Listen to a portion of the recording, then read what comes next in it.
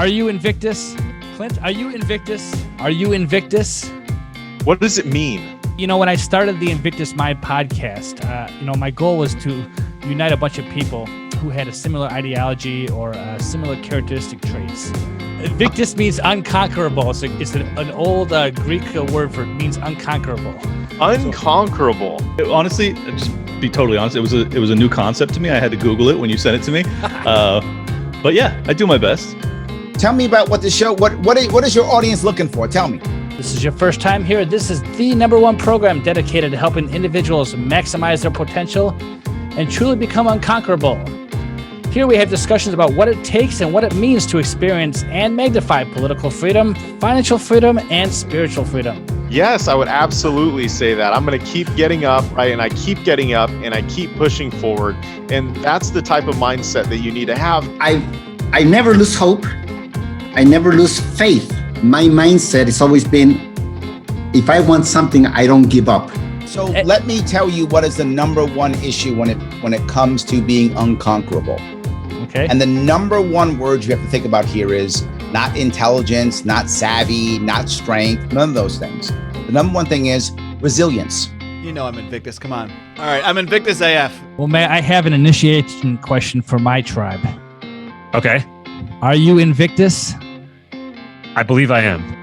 So yes, I agree. I am Invictus. I totally agree, man. And I think that if there's anybody on this planet that's unconquerable, it's probably me. I am not the type to take orders, and I am definitely in a position that I can stand up for myself right now. So. And I was like, no way, I know what that word means now. Yeah, man, very cool concept for a show. You didn't ask me if I was Invictus.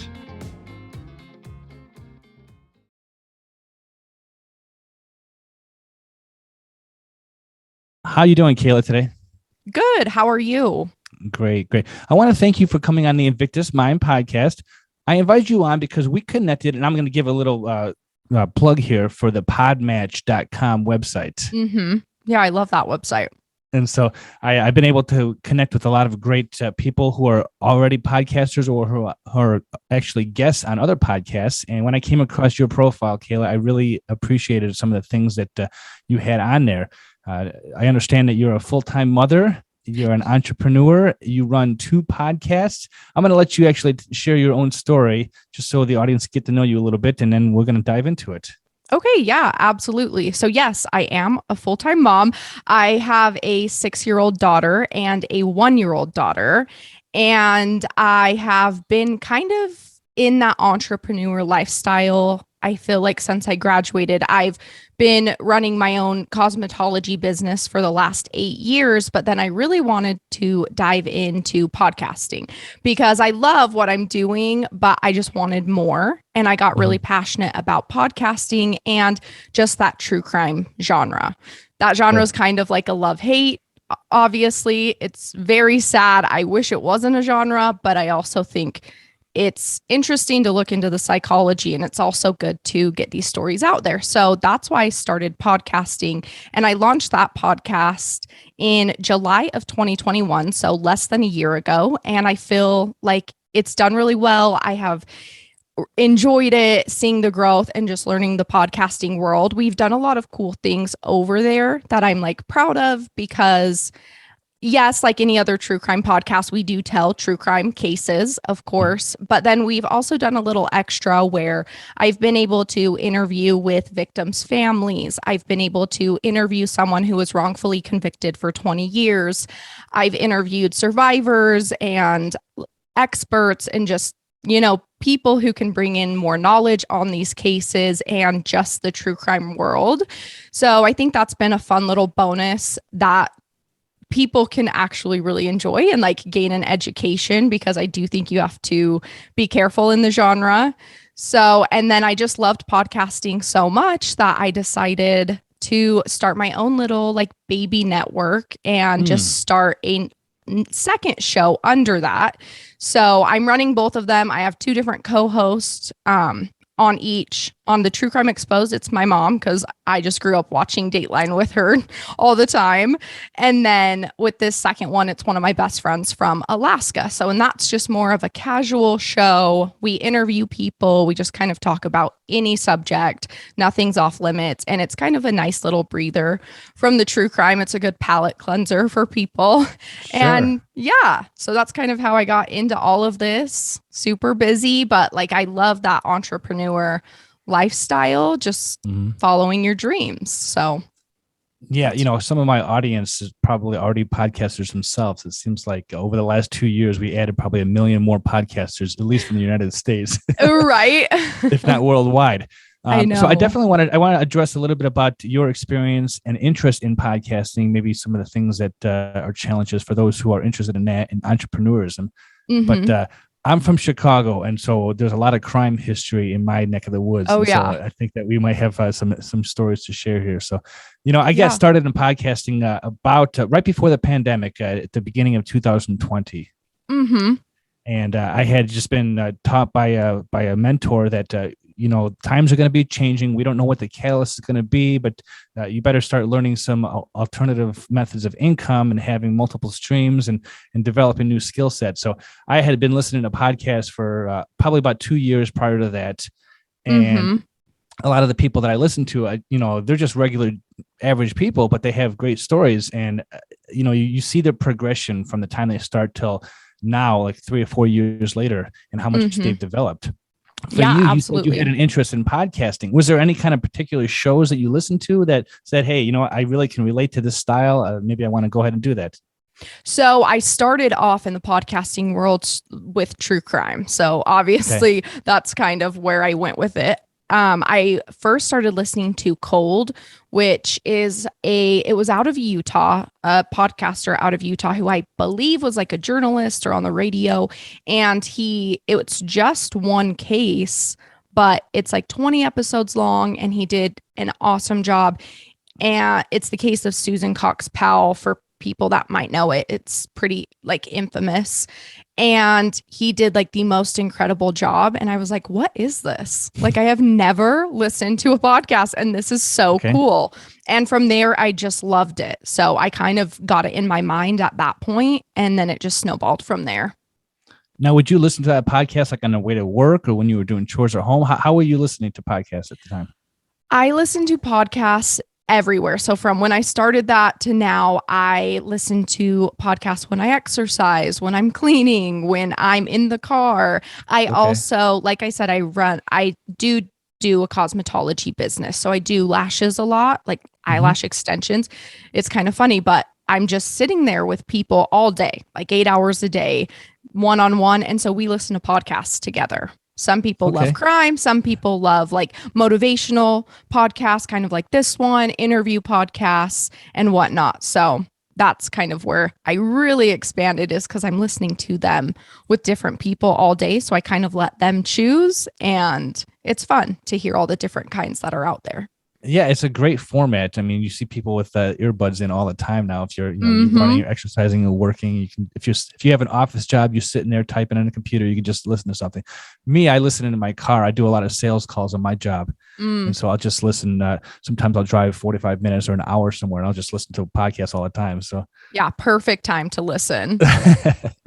But you mentioned that you podcast the True Crime Exposed podcast with your mom. Right. Yeah. You had an interest in crime stories growing up. You watched Dateline, you said? Yes. So like my mom and grandma were totally into like, the murder mystery shows, especially Dateline. We're obsessed with Keith Morrison. He's like our hero. So when I was thinking of people that I could do this with, I just thought my mom would be great because she's the one who I've been watching this with the whole time. She's smart, so I asked her to do it with me, and surprisingly she said yes. So here we are.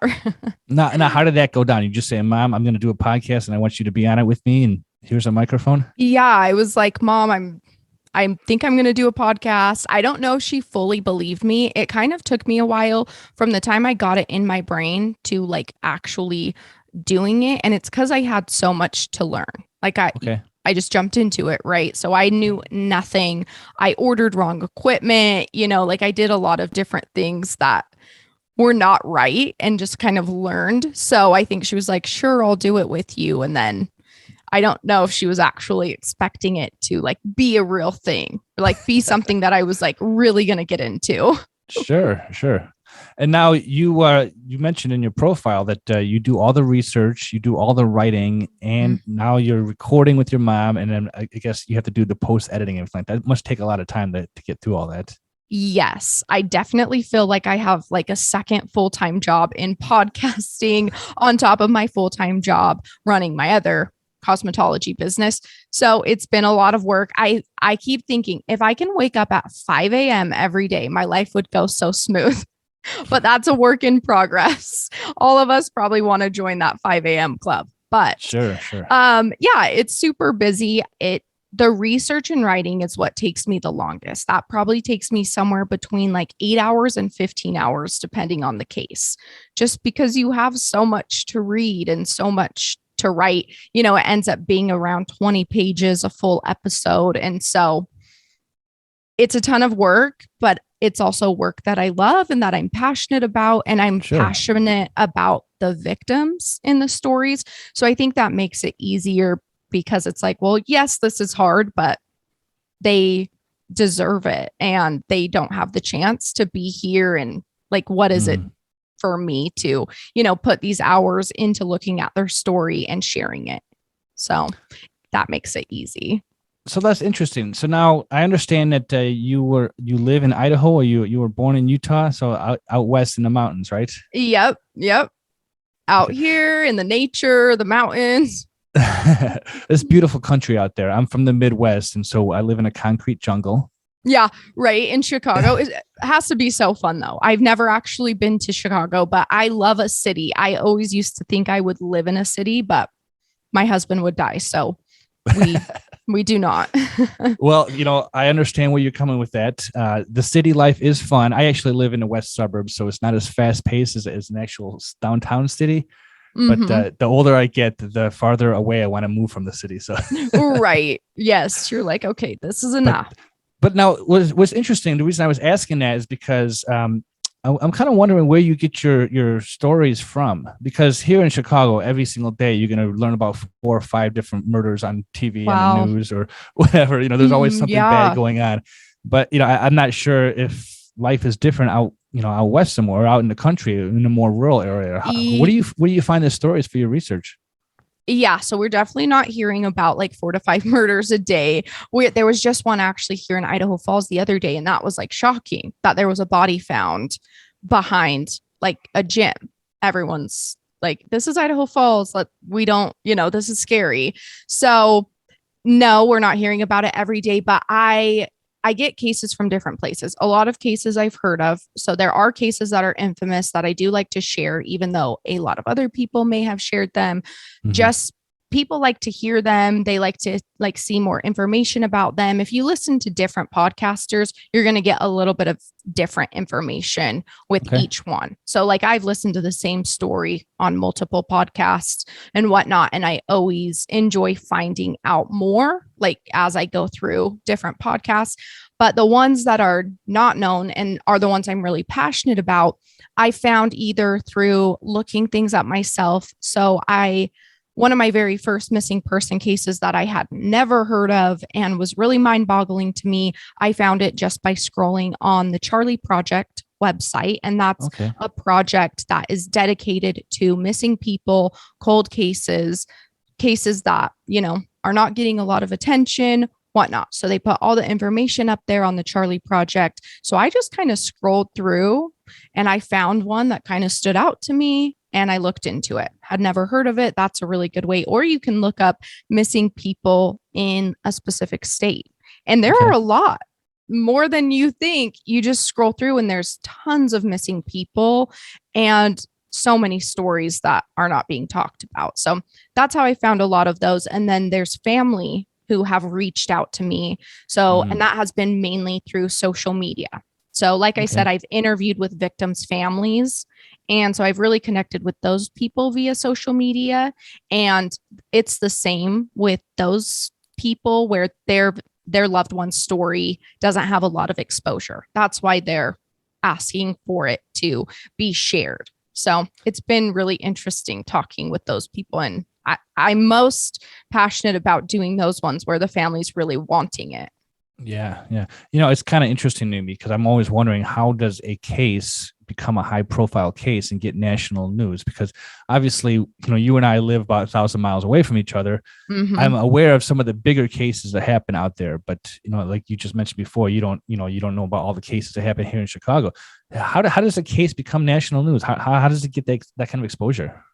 Well, so it can be kind of a loaded question, right? Because a lot of people feel that a case is going to get exposure because of what people like to call like missing white woman syndrome, or if it's like a white person that is has a lot of money. So like that really came to fruition.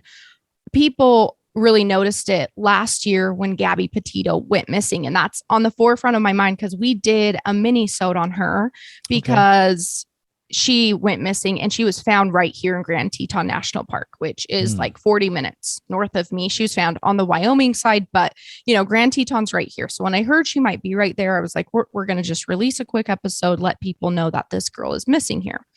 And now, actually, this week, I'm doing the full update now that the case was closed this year. But, you do have to mention in those cases, like, yes, like we also care about these other people, even though, her story got so much attention. I still do have to do an update because I already covered her case and I didn't finish it fully because we didn't know what happened to her.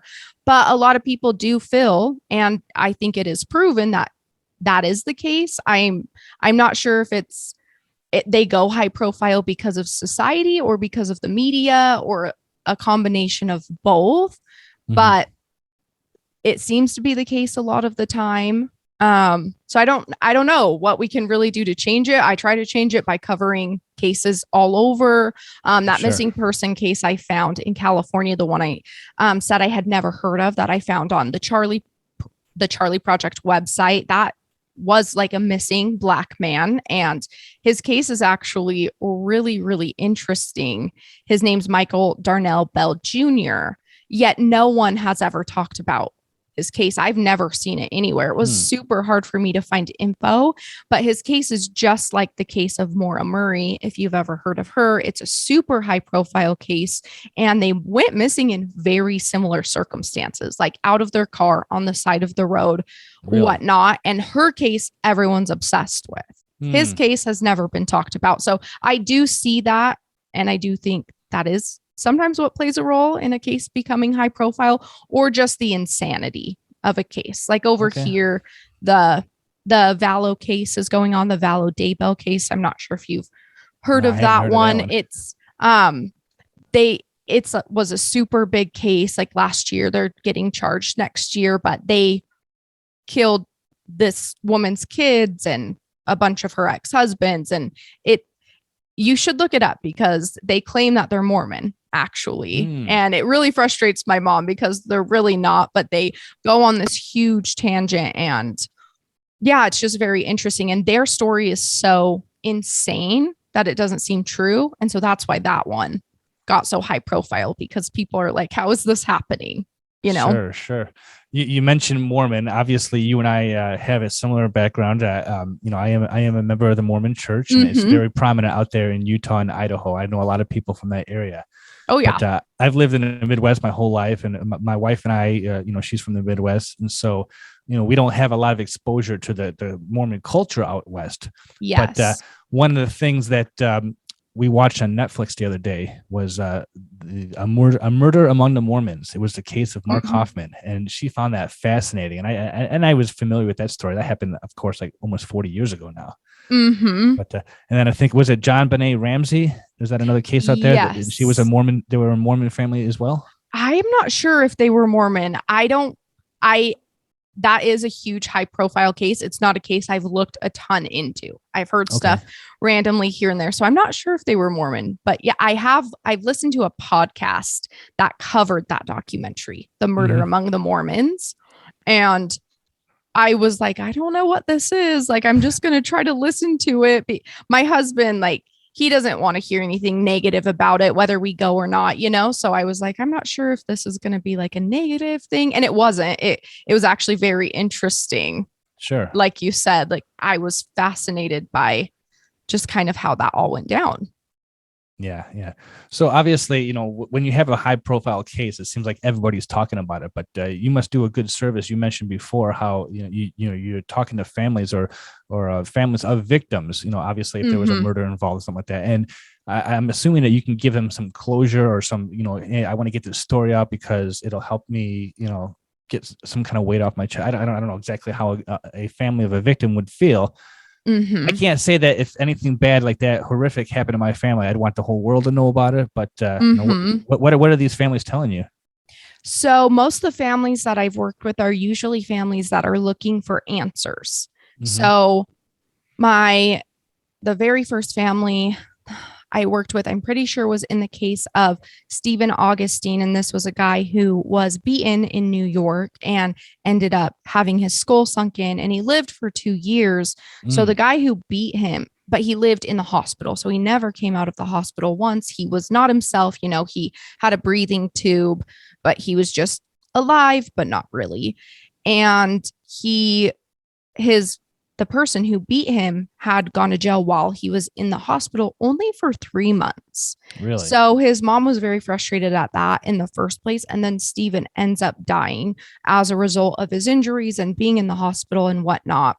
However, the police department they're not being very diligent about bringing charges again against this guy now that Stephen has died. And what they keep saying is that if you only hit someone one time, then it's not murder.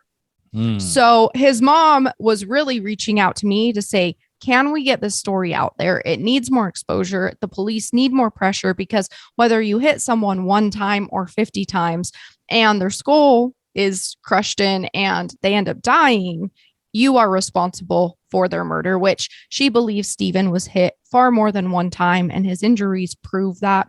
So she's just really wanting help. She's wanting someone who can help to hear the podcast or just his story to be spread further, because usually when a story gets bigger, that's when police and law enforcement really have that pressure that they need to do something more. Yes. Yeah. And it's the same with a few other cases I've done where it's just families looking for answers. There's, one lady I worked with, her sister and her niece went missing. They pretty much know who did it, but they want pressure on that girl's ex-boyfriend and his family to feel like people are looking for answers, so that maybe something will come of it, or maybe someone will hear and have a tip. Maybe someone will hear and be moved to say something. So that's usually what families are looking for. I feel like when there's closure in a case, you're less likely. I think at that point, a lot of the times the families just want to grieve. I'm not sure that they necessarily want to go back into it. It's usually people wanting answers. That's interesting you say that. Now, a lot of my audience will have a libertarian perspective. And when I say that, criminal justice comes to mind. And there's a lot of people who are just appalled by the criminal justice system and people who are, slipping through the cracks or cases that go unsolved or sometimes even somebody who is not guilty, they get locked up for reasons beyond understanding. And I'm sure you've come across all kinds of stories like that. Yeah, the criminal justice system is definitely flawed. And it's so I don't even know how to change it, right? Like there's so many reforms that you could do because it just is so imperfect. And you're right, people are slipping through the cracks that shouldn't be. And then there's people who are given no second chance that should be, like we're not reforming people. And there's just so much wrong with the justice system. And like you said, people getting locked up wrongfully, that's a huge problem. A lot of times in the justice system, you find these cases where law enforcement, for some reason, is just so worried about the win instead of being worried about who really did this, so then they're unwilling to question things. They're unwilling to do extra testing. And everyone's just like, why Like, just the whole goal should always be just to find out what happened. So if you got it wrong, admit it. Like, it's easy to just be like, you know what? I got it wrong. I thought I was doing the right thing. I thought I was putting like a bad person in prison, but when you get it wrong, just admit you got it wrong. That's the very first person I interviewed. He actually was from here in Idaho Falls. He's the first person in the United States to be exonerated using genetic genealogy. And he had actually, he went to prison for the murder of Angie Dodge, who was murdered here in Idaho Falls, where I live. So I've always been very interested in the case because I actually watched it on Dateline in high school. And I wondered to myself, is he innocent or guilty? Because he was being interviewed from prison. And to me, I was like, well, people do not wrongfully confess. Now, I think this is something that society has a hard time realizing, is that people can very easily wrongfully confess. We all think, oh, that would never happen to us. I could never be convinced to say I murdered someone when I didn't. However, the techniques they use when you're in there for 40 hours of interrogation, they really made him feel, and you can see it on the interview tapes, that they made him think he forgot that he did it. And he had a lower IQ. He was young. He was 18. He didn't have, he just had a lot of things going for him. And one of the cops was actually his school cop. So it's a guy he trusted. And they really made him feel like, they would tell him in his polygraphs that like, oh, you lied right here when he said he didn't do it. Or when he would say he did do something, he was saying that, he was saying what they wanted to hear. They'd tell him, oh, yes, like you were being truthful here. And eventually they ended up giving him this deal for immunity if he told them who helped him kill her. So he just does this thinking, oh my gosh, like they're going to give me the death penalty if I don't get immunity, is what, if I don't give them what they want. And he ends up telling them none of their DNA matches. So instead of arresting any of the other people that he, talked about because they didn't match, they just said that he was lying. They took the immunity deal off the table. They sent him to prison, and he was in there for 20 years before they let him out. Yeah. And they let him out actually before he was exonerated because it became pretty obvious that he did not do it, even though they didn't know who did it. But they only let him out by dropping the rape charge because his semen didn't match. And they actually let him out as a convicted murderer. So then it was hard for him to get jobs. It was hard for him to live in the community. And eventually they used genetic genealogy, which is, family tree, connecting DNA and kind of narrowing down who it could be, which is so cool. It's new technology. They're going to be able to solve so many cold cases with it. But they found the guy, and it was her next door neighbor. And the cops had talked to him in the first 48 hours of the investigation. Right. But they got so focused on the wrong person that he was free for 20 years while this other guy spent half of his life in prison. So yeah, the justice system, it is definitely not perfect. So we can probably go on a tangent about the criminal justice system. I'm thinking of another show. I don't know if you're familiar with it, but I'm just gonna plug it out there. There's a guy by the name of John Odermatt. He does a show right now. He just recently changed the name of his show. It's called Finding Freedom. But before that, it was called Felony Friday. And he had a podcast where he would talk about the criminal justice system like you. And he would go over cases or people who were wrongfully imprisoned, or people who actually were guilty. I remember he interviewed a gentleman who was on death row, and he's like, "Yeah, I did it." But it was really interesting, just the perspective that these people have. Yeah, absolutely. Just being kind of in the system and seeing their experiences with it. That sounds so interesting. So I'll share this story with you. My mom, she worked. I live in DuPage County, which is the county right next to Cook County outside of Chicago. And there was a high profile case. I want to say it was in the 90s. You might recognize the name or not, but a gentleman by the name of Rolando Cruz. Okay. I'm not sure. Yeah. I mean, so there's all kinds of cases out there, obviously, but he had apparently, there was a girl who was kidnapped and ended up being murdered, and he was actually incarcerated for 20 years. And my mom was his nurse in the jail. And so he would just have this attitude. He was a mean guy, but he didn't commit the crime.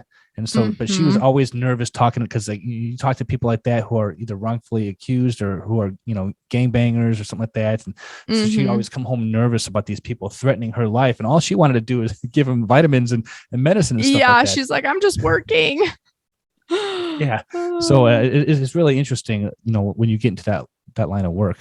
Yeah, it is. And it is nerve wracking, especially if he's in prison for it, or he served time for it and she's not sure if he did it or not. That's kind of how people were. I do pretty much all of my interviews remotely, but that man, Christopher Tapp, who was wrongfully convicted, since he lives here in Idaho Falls, and that was before I knew a dang thing about podcasting. I actually interviewed him a whole year before I released my podcast. Oh, wow. Okay. Yeah. So I actually just had him come to my house, and everyone was like, like, are you nervous? And I was like, well, no, he didn't do the murder. He's out. Like, he's exonerated. He doesn't want to go back to prison. And they were like, yeah, but like being in jail can like really change you and yada yada. And he was a great person, but yeah, it puts that stigma on people even when they didn't do it, where it's kind of like, oh, like, are they scary to talk to? Are they scary to be around? Kind of like you said, it's like he didn't do it, but that guy was kind of mean, and like he made her worried.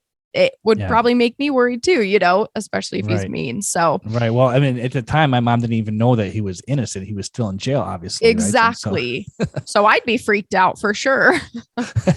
Yeah. So, I listened to your episode. I think it was your last one that you recorded with the woman's name was Amy Nordhughes. Mm-hmm. I thought that was fascinating, and she's an author, and she wrote about her experiences, and that was an interesting story. Yes, but, it reminded me of a book, and I don't know if you're familiar with this, but we can move on to this in this conversation. There's a book by the name of The Gift of Fear. Okay, I haven't read it. The author's name is Gavin DeBecker.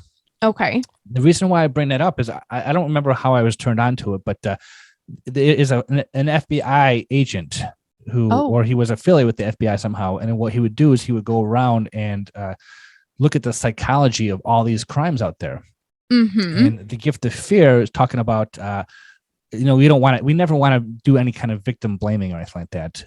But what the idea, the concept of the book was that when somebody is in your presence, you have some kind of intuition. There's red flags that go up. There's things that you look back on after the fact, and you're like, oh, I wish I would have acted differently, right? Right. And it reminded me of that interview you did. And so, when you talk about victimology, is there a pattern that you're finding in some of these stories where, again, not victim blaming, but hey, these people all kind of got themselves in a situation where if they would have done something different, they would have had different results. Yeah, well, that is really kind of like Amy was saying, like a huge part of being a victim, especially an adult victim of someone, like an adult victim of sexual abuse or an adult victim of abuse. These people, of course, it's not their fault at all. And looking back, like Amy said, it's just like, oh, I did see that red flag, but I was able to push it down. And a lot of times it's because, like she explained, they feel worthless, or they feel like this person has more power than them, or, they have some sort of kind of fear of that person, or I don't know, they just see them as more than them, and they feel like they're not able to speak up or say something. And that is why, people are so victimized and then wonder, like, why, like, how did that happen to me? And it's not their fault at all. It's because these people know and can kind of read out when they're able to play on your weakness. Like Amy, she was a victim of sexual abuse her whole life. That's why she was in therapy. And then her therapist was able to know that was her weakness. He knew how to prey on her weakness. So even though looking back, she sees all the signs and sees how she thought those were red flags, but pushed them to the back of her mind, like that was hard for her to overcome. Like that's kind of, it's like they're still victimizing you after the fact, because you're wondering, how did this happen to me? Like, why did I let this happen? Yet they didn't let it happen, but they were like truly manipulated. And yeah, that happens all the time. I would suggest, maybe that's the wrong word. I would say that probably a show like yours, who are actually talking to real victims, maybe your audience or people in the audience might actually find the courage or the reason to, maybe they were victims themselves, right? And hey, I like this story, I like this episode. A similar thing happened to me, and now we have more people coming out and saying, this is wrong. We got to catch this guy or this perpetrator or something like that. So. Yeah. I was so happy to talk with Amy for that reason, just because I am sure there are other adults out there who have been victimized that feel the exact same way as Amy. And I think hearing her talk through it would be like very helpful to them, even if they're not victims specifically of therapist sexual abuse like her. They even just a victim of domestic violence is an adult victim who keeps being victimized. So I thought her story was so interesting. It was actually the first episode I did of that specific sort. She was the first survivor I've talked to, and kind of just the first person I've put the whole interview out there. Normally I tell a case story and I use the families or the wrongfully convicted, like I use their interviews dispersed throughout the episode just to help me tell it.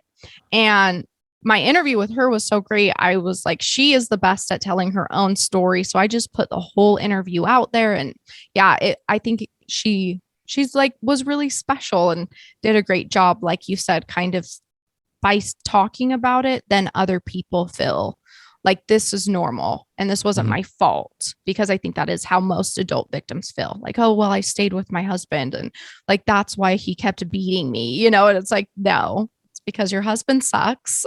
It's not your fault.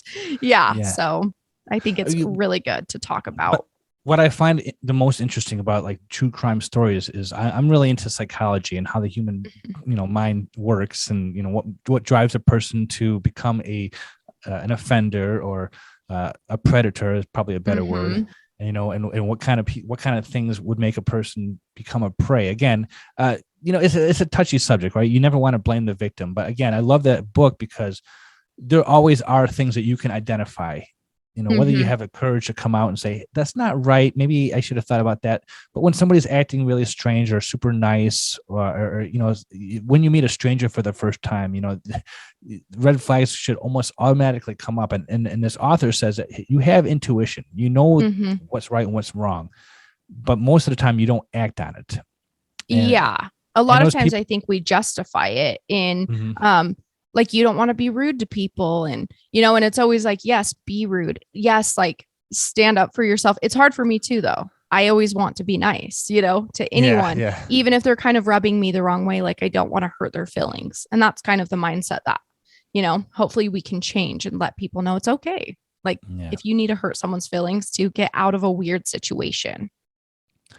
Now, I know you mentioned that you interviewed a person in person at your home who was wrongfully convicted, but in your research for other cases, have you found yourself like in any other scary situations, or are you maybe you're the kind of person like me? If I was doing your job, I would want to go do my own research and go on the scene and check it out. Have you done anything like that?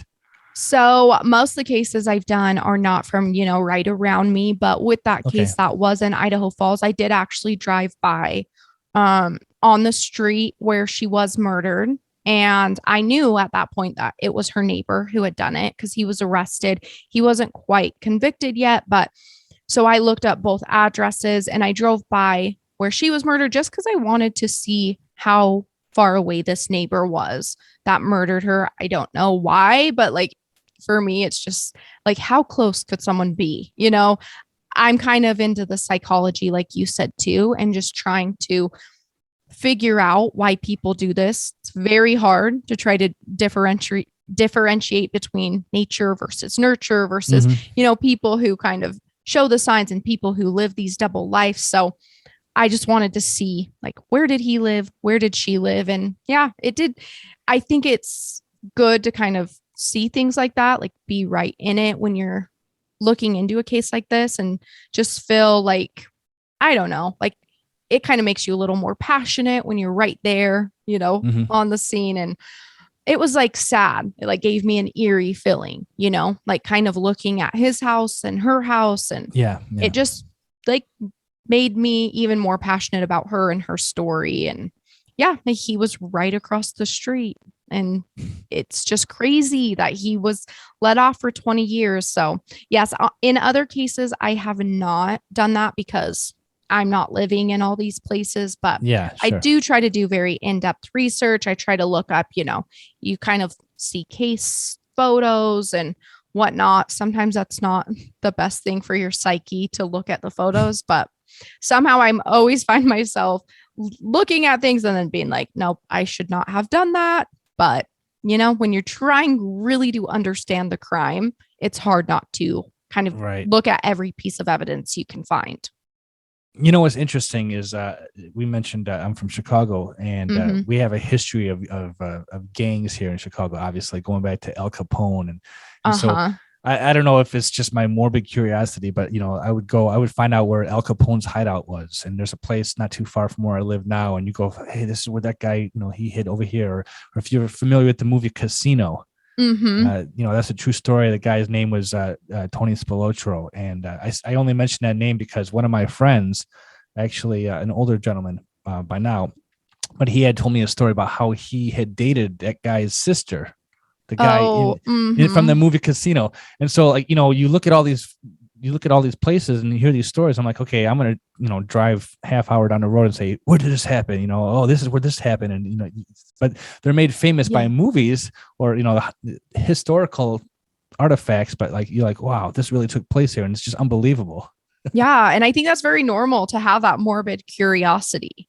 Like, very many people who are interested in this stuff, they do want to know. It's not like we like to know because we like it or we like what happened, but yes, there's something interesting about like knowing that happened right here, like why and how, and it adds to it.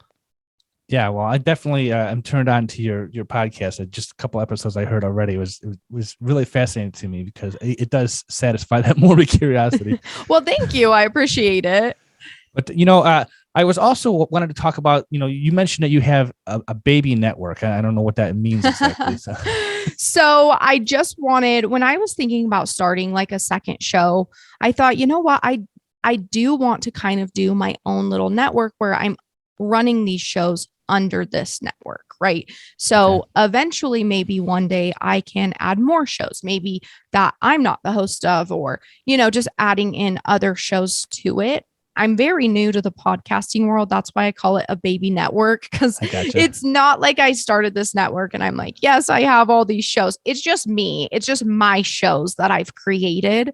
So, but it's just kind of my little start of my umbrella. I would love to grow that umbrella because, of course, like we talked about earlier, like that entrepreneur mindset, like I plan on truly doing this as a career. So I wanted to just get the ball rolling. And I had talked with this lady who's been doing some accounting for me, just getting everything situated. And she said, the easiest way, if you know you're going to do it a certain way, you might as well just start with doing it. And then that way later on, you don't have to change all this tax stuff and whatnot. So even though I'm fresh and new, I was like, I'm just going to start it this way. So yeah, I would love to add one day, some other shows that I connect well with to that network. Like when I'm able to grow and really offer them something, I'm not sure I would offer a ton of people too much at the moment. I could a little bit with, networking and whatnot, but eventually I'd like to get there. As my shows grow, I would like to bring in, some smaller shows that I enjoy and help them grow and whatnot. So that is my baby network. Well, there you go. Just me. You got to start somewhere. Like you mentioned, you just start. On this show, I talk to a lot of entrepreneurs and, come over obstacles and challenges and fears that everybody has. But at the end of the day, you just got to start. You just got to do it. If you have a passion for something, if you have a story to tell, and you feel like, people need to hear this story, then why not just grab a microphone and just start? Yeah, absolutely. Like if you feel like you can make a difference and you can, bring some positivity to the world in some way, just do it. It is scary. Like people do have a lot of fears around it, but yeah, I feel that same way. So is your husband supportive of this endeavor that you're doing, or? Yeah, I think at first he was like, what are you doing? Like, I don't understand, and it's been a lot of work, but I think he has seen over the last, month since July, since I launched True Crime Exposed. I think he's seen how hard I'm working at it and how much I've connected with people, and I've, started to grow that show and whatnot. And so, yeah, he's actually been really good. He watches my kids 24/7, our kids, of course, and he's always with our kids. So it's just funny to me because he is like Mr. Mom and I love it. So he just helps me out a ton when he's not working. He cooks all my meals for me. So he supports me in like taking care of all my basic needs that I'm not meeting myself. Like, well, that's good because, the life of a podcaster, Mhm. you and I probably have the same thought, hey, I'm just going to talk into a microphone. And somehow in the back of our mind, we're thinking, oh, maybe I can, be big with this thing, right? Not everybody can be Joe Rogan, of course. Right. Mm-hmm. But there are a lot of times where you're dealing with technology, you're dealing with things that don't record correctly, you're dealing with rescheduling appointments, you're dealing with just editing that doesn't work correctly. It's you have to have a passion for it.